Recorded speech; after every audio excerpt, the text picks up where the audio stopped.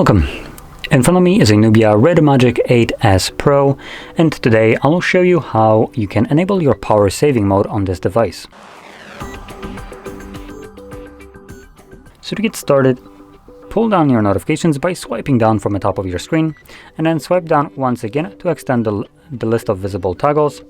Here we're looking for the power saving toggle, which if it's not visible on either page, we might need to add it, which this appears to be the case for me. So I'm going to click right here on this pencil, and somewhere below we should have our power saving mode accessible to us. There we go, power saving or power saver.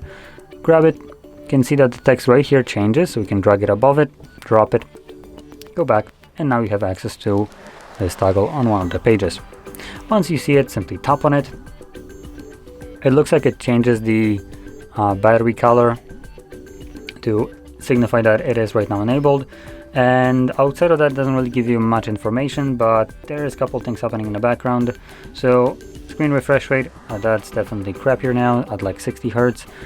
So that's one of the changes. Probably another one, which I'm just guessing, I want to point that out, will be the delay in delivering notifications.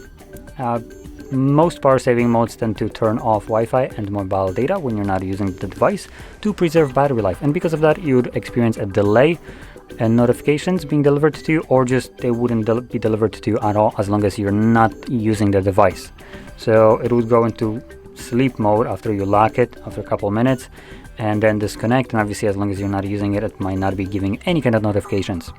So if you ever encounter such a thing, just know that this is the power saving mode trying to power save the device. Anyway, once you're done with it, you can turn it off by just tapping on the toggle once more, and all the changes will be reverted back to the original state. And with that being said, if you found this video helpful, don't forget to hit like, subscribe, and thanks for watching.